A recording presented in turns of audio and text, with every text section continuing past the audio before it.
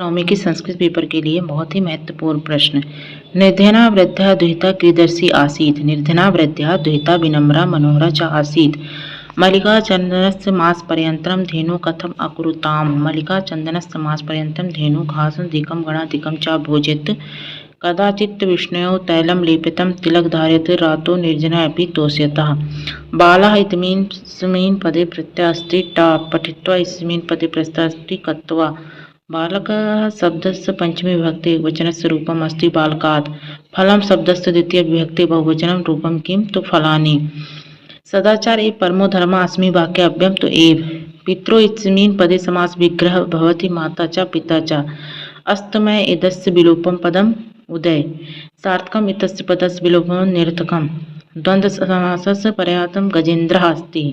पवना इत्यस्य पदं समानार्थी वायुः भवति। प्रियपुत्रा आसीत् अस्मिन् वाक्ये विशेषणं पदप्रियः अस्ति।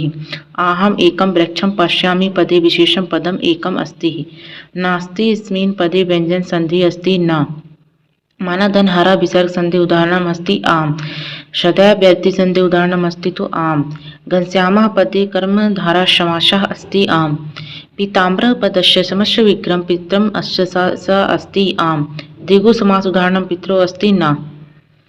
रामस्य कौन सी विभक्ति है? षष्ठी विभक्ति है। भानुना तृतीय विभक्ति है। फलम प्रथमा विभक्ति है। अनुगच्छन अनु इसमें क्या है? उपसर्ग है। उपकरोति में उप उपसर्ग है। इंदौर नगर से संख्या पदम है। एक वाक्यन उत्तरम लिखत। गच्छति क्रियापदे का धातु अस्ति तो गम। अस्य धातु लट लकारस्य उत्तम पुरुषस्य एक वचनम लिखत अश्विन। लभते इत्मीन रूपम का लकारे भवति लट लकारा। गम धातु लट लकारस्य मध्य पुरुष बहुवचन वचनम लिखत गमिष्यति।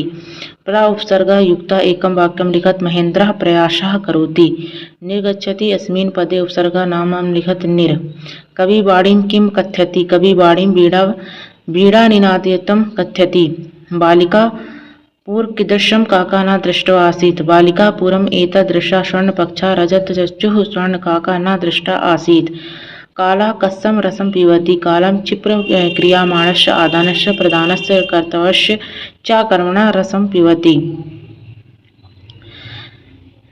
यत्नेन की रक्षेत वित्तं वृत्त च। यत्नेन वृत्तं रक्षते। जन्तवः केन दुष्यन्ति? प्रियवाक्यं प्रदानेन दुष्यन्ति।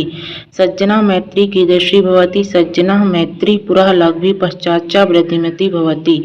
बालस्य मित्राणि किमर्थ तरुणमनः बहुभः। बालस्य मित्राणि पाठं रमयित्वा विद्यालयगमनाय तरुणमाणः बभूवः।